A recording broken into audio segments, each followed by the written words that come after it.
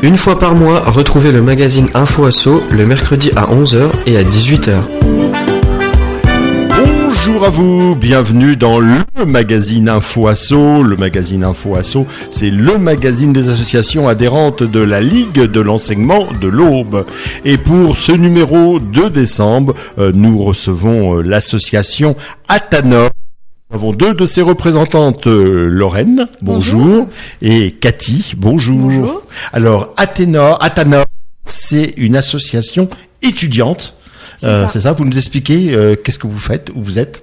Alors, on est une association donc étudiante au centre universitaire de Troyes, basée sur le patrimoine, parce qu'on a trois filières patrimoine, donc une licence pro métier du livre, également médiation culturelle, et on a la même chose pour le master, donc master 1 et master 2 professionnel sur le patrimoine. Donc c'est une association qui existe déjà depuis plusieurs années. C'est ça, depuis 2002, donc c'est Vanessa Chevalier, donc une étudiante qui faisait partie de cette filière, qui a créé l'association, donc il y a déjà une paire d'années maintenant. Oui. Athanor, ça veut dire quoi ? Alors Athanor, c'est vrai que c'est un mot qui est peu connu. C'est le fourneau en fait dans lequel les alchimistes placent le récipient qui contient la matière de la pierre philosophale. Voilà. Et donc chaque année, de nouveaux étudiants s'engagent pour faire vivre cette association, c'est ça ? C'est ça. Donc on part sur des années scolaires, donc de septembre jusqu'à juin. Année universitaire. Oui, année universitaire, scolaire mais universitaire exactement. Donc pour un exemple, cette année, on est 42 membres adhérents à l'association Athanor. Ouais. Et d'emblée, les gens cotisent, les gens vous rejoignent, ils ont compris l'intérêt ?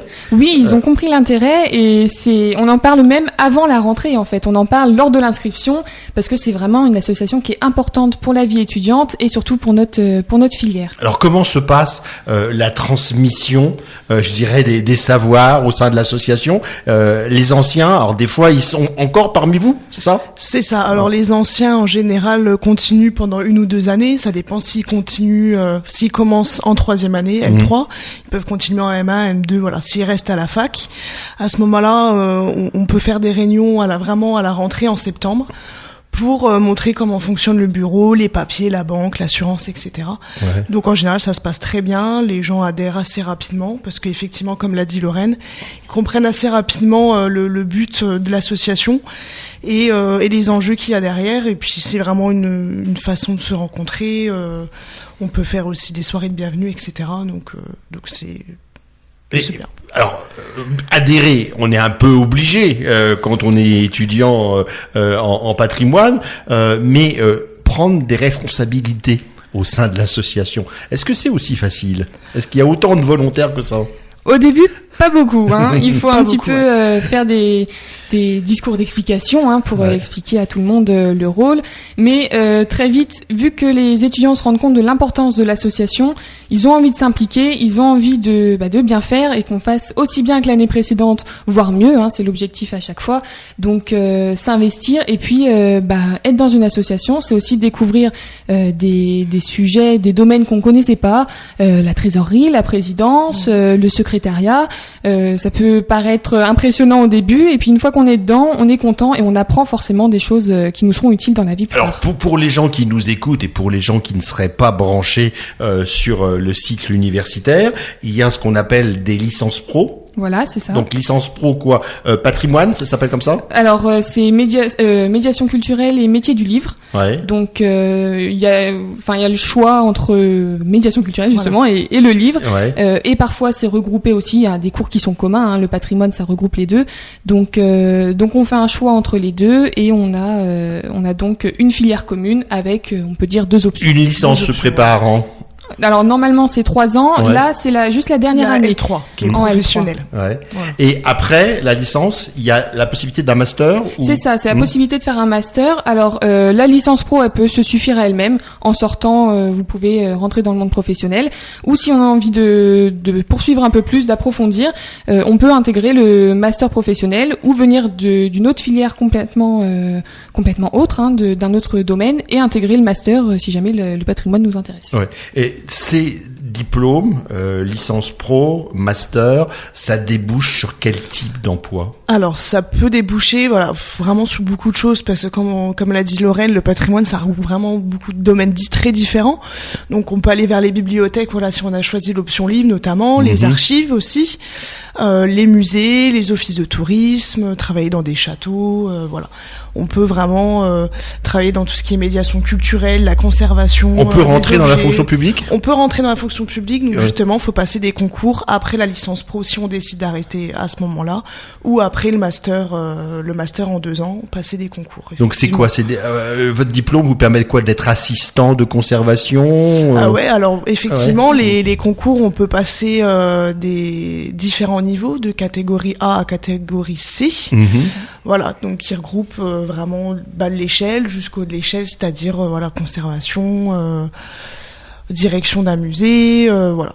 Après, les étudiants qui fréquentent les licences et les masters, ce sont des étudiants issus de toute la France ou... Bien sûr, oui, et même plus. On a des étudiants qui viennent de l'île Maurice, qui viennent des Comores, qui viennent de toute la France, la Bretagne, le Sud, l'Est avec Strasbourg. Donc c'est vraiment c'est un master qui est à la fois peu connu, mais en même temps les gens qui s'y intéressent font le déplacement et viennent de loin pour l'intégrer. Et vous-même, Lorraine, vous venez d'où? Alors moi je suis nauboise. Je viens de Nogentais, donc j'ai pas fait... Voilà, j'ai pas fait. Et vous, beaucoup. Cathy? Moi, je viens de Chaumont. Chaumont. Voilà, donc c'est pas très loin non plus. Quasiment en voisine. C'est ça. Voilà, donc on a donc combien en tout d'étudiants? On est autour d'une 60aine, on va dire à peu près une 20aine d'élèves par classe. Les nombres sont pas, enfin c'est pas clos. Les professeurs choisissent en fonction vraiment du dossier. Ils ont pas de nombre précis. Une fois par mois, retrouvez le magazine Info Asso le mercredi à 11h et à 18h. Et l'émission de ce mois de décembre est consacrée à l'association étudiante Athanor, étudiants particulièrement réservés, enfin spécialisés dans le patrimoine au centre universitaire de Troyes.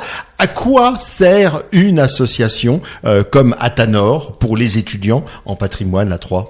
Alors, comme une association étudiante, on permet aussi la convivialité au sein de... Ouais, il y a 2 objectifs. Voilà, il y a plusieurs objectifs. Voilà, il y a 2 grandes missions. C'est ça. Donc, la convivialité, rassembler les étudiants, parce que comme on le disait juste avant, ils viennent de partout de France et du monde.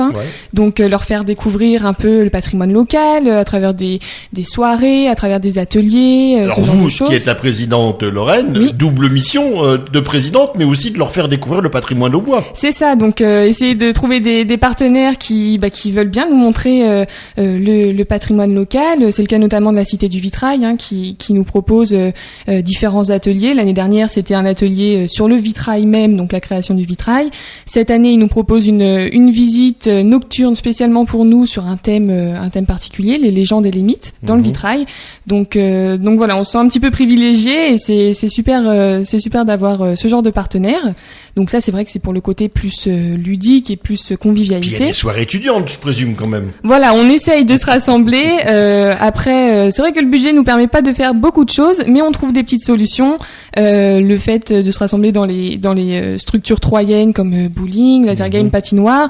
Après, chacun y va de sa main au porte-monnaie, mais on se rassemble et c'est le plus important, c'est de créer vraiment un lien entre nous tous qui soit donc du coup à la fac, mais en dehors aussi qu'on puisse continuer à échanger entre nous. Ouais, vous êtes vous les mauvais exemples puisque Lorraine est de Nogent, Cathy elle vient de Haute-Marne, mais quelle perception ont les étudiants en patrimoine de la ville de Troyes, de ce qui se passe dans le département? Alors en général, ils trouvent déjà de premier abord que c'est une très belle ville au niveau du centre-ville, l'architecture, etc. C'est vrai que les bâtiments sont vraiment spécifiques à la ville avec le pan de bois, mais ils trouvent aussi que c'est assez calme, mais pas dans un sens négatif, vraiment dans un sens positif. Où on peut marcher tranquillement dans la rue, c'est pas une très grosse ville, c'est pas une très grosse on ville, est un peu perdu, c'est plus humain, c'est ça que vous voulez dire? C'est ça, dimension plus humain, humaine, plus convivial, avec les petites rues, etc. Donc, et puis tout se fait à pied, en partant de la fac, on est vraiment au centre-ville, la cathédrale est juste derrière, on regarde par la fenêtre, on la voit, de notre bureau aussi, de l'association, on la voit, donc c'est vraiment une petite ville, donc à taille humaine, et on a accès à tous les services et autour, en fait, facilement, très facilement. Alors tout à l'heure, l'heure, vous parliez d'un partenariat avec la Cité du Vitrail, qui est quasiment dans à vos côté, murs. voisins. Qui sont les voisins. Est-ce que vous avez aussi d'autres partenariats comme ça avec des musées, avec Oui, alors avec les musées, on a notamment avec les musées 3. Bientôt, ça va se passer bientôt. Il va y avoir le Téléthon, version troyenne, donc le culoton, vu que cette année c'est les 100 ans de petite culotte. Voilà. Donc il y a l'exposition au musée à Vauluisant. Donc du coup, ils organisent le culoton et on sera partenaire donc des musées 3 pour cet événement. Donc les membres qui souhaitent s'investir pourront être bénévoles pour animer un stand ou pour tenir le stand tout simplement. Donc on sera partenaire des musées troyens. Vous êtes partenaire aussi de 3 Champagne Tourisme. Avec la carte ambassadeur qui permet de découvrir les à côté et les dessous du patrimoine.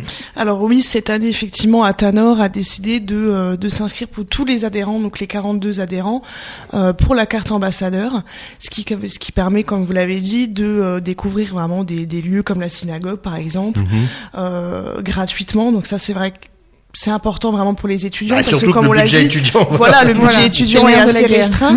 Donc gratuitement, ça permet de faire des visites un peu insolites en petits groupes et ça permet là encore de réunir les étudiants et puis de passer un bon moment entre étudiants. Alors ça, je dirais, c'est le côté un petit peu festif. Il y a aussi le côté pédagogique. Exactement. Vous avez une mission, vous, dans votre association. C'est ça. Donc c'est pour ça que l'association a été créée à la base. C'est que dans le master et la licence, donc vu que c'est des professionnels, c'est des formations professionnelles, on doit réaliser un projet professionnel lors de nos études, ainsi qu'un stage. Donc c'est vrai que la nécessité d'une association s'est fait vite ressentir parce que, notamment par exemple pour les projets professionnels, on fait des partenariats avec des structures et on peut être amené à avoir besoin de subventions pour toutes sortes de choses. Pour l'impression d'affiches, voilà. La location de matériel, vraiment. Donc Athanor fait le lien, fait le biais entre la structure et l'élève. Donc ça nous permet de pouvoir profiter de ce type de service. De même pour les stages, est-ce que vous recensez, vous regroupez toutes les offres de stage et vous êtes un petit peu le lien entre les étudiants et... C'est ça, on essaye de faire le lien, on connaît des structures qui chaque année prennent des stagiaires et ça ne change pas, notamment la médiathèque de Troyes qui sont très actifs. L'office du tourisme, les musées, Sur la ville de Troyes, on a beaucoup de partenaires qui nous accueillent pendant les 2 mois de stage qu'on doit faire et c'est vrai qu'on aimerait élargir un petit peu à l'Aube parce que certains viennent du Nogentais, certains viennent de Haute-Marne donc sont plus du côté peut-être sous les Noix, donc on essaye de développer ces partenariats qui sont bénéfiques pour les deux côtés, puisque les deux parties. Nous, évidemment, on a un stage à faire, c'est dans notre cursus, mais c'est le premier pas dans la vie professionnelle, donc c'est très important pour nous. Et à la fois, on peut, par notre enthousiasme, nos connaissances aussi, apporter quelque chose à ces structures qui peut-être attendent aussi un peu de jeunesse. Et en règle générale, ce sont toujours les mêmes structures d'accueil d'une année sur l'autre ?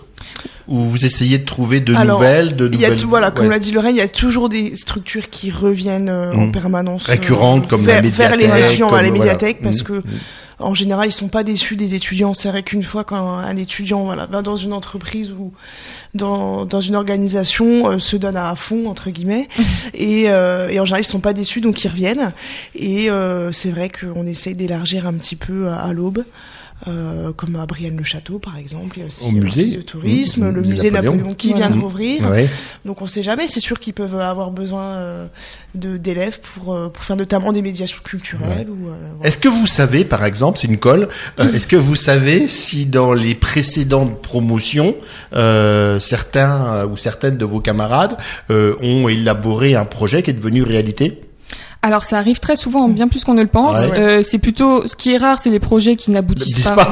Voilà, ça c'est assez rare parce que c'est important que pour nos auditeurs découvrent effectivement l'intérêt d'avoir des étudiants C'est ça. Et peut-être que vous avez participé, vous les auditeurs, à des projets que nous on a mis en place sans forcément le savoir. Je pense notamment l'année dernière des étudiantes en licence pro qui ont fait des lectures en anglais pour des jeunes enfants, donc à la médiathèque, à Saint-André également, je crois. Donc voilà, le public était là au rendez-vous, la presse était là pour relayer aussi, et ça a vraiment bien marché. C'est une initiative donc de votre association à Tanor. Voilà. Une fois par mois, retrouvez le magazine Info Asso le mercredi à 11h et à 18h.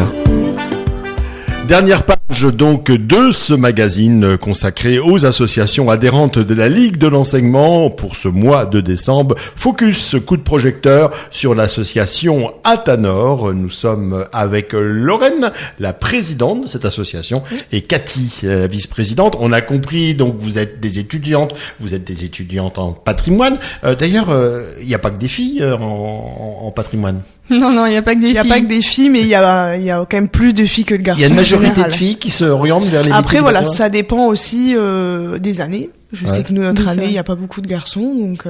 Mais en général, il y a plus des filles quand même qui s'orientent vers le tourisme et le patrimoine. Voilà. C'est vrai. Alors, on a compris que votre association était côté festif, organiser un petit peu la cohésion de ce groupe d'étudiants en patrimoine, qu'ils soient en licence ou qu'ils soient en master. On a compris également que vous jouez en quelque sorte l'intermédiaire entre les structures du tourisme, de la culture qui voudraient accueillir ou travailler avec des étudiants du patrimoine. Et puis, il y a aussi un voyage d'études que vous organisez. Oui, cette année c'est la nouveauté, donc on organise un voyage d'études. On a choisi la destination tous ensemble, donc cette année ça sera à Prague, donc en République tchèque.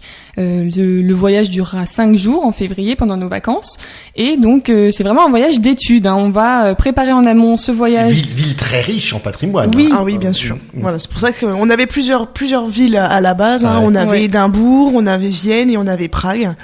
On a choisi Prague parce que c'est vrai que c'est vraiment une ville très riche en patrimoine différent. C'est vrai qu'on va faire un château, les musées, les camps de concentration aussi. C'est vrai que ça fait partie du patrimoine. Oui. On n'y pense pas forcément tout de suite, mais ça fait partie du patrimoine historique de la ville. Ouais.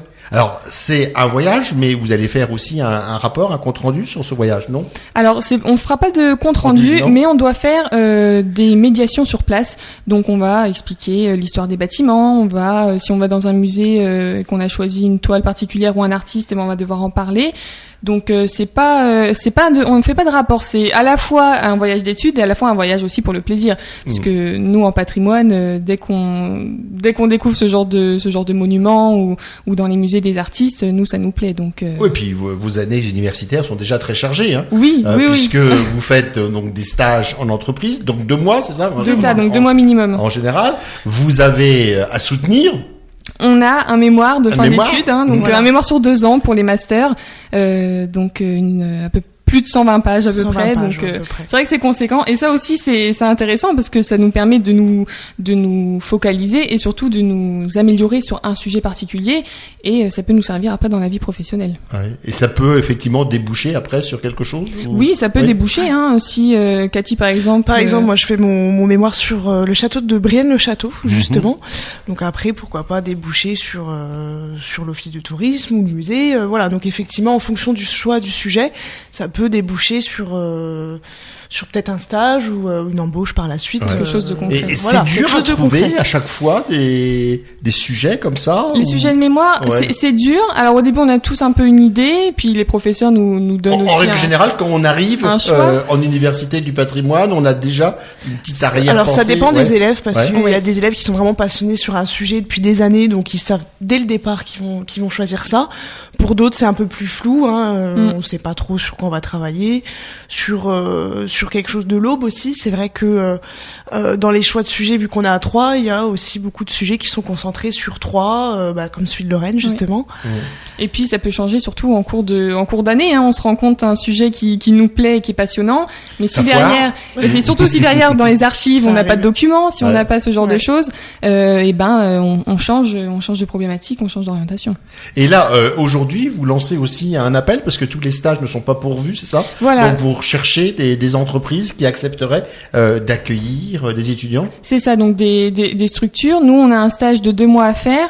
On est 3 classes, donc l'équivalent d'une 60aine d'élèves. Voilà. Ouais. Et pour l'instant, on est très loin de tous avoir un stage. Et je sais même pas si on peut dire que quelques-uns ont déjà leur stage. C'est plutôt ça.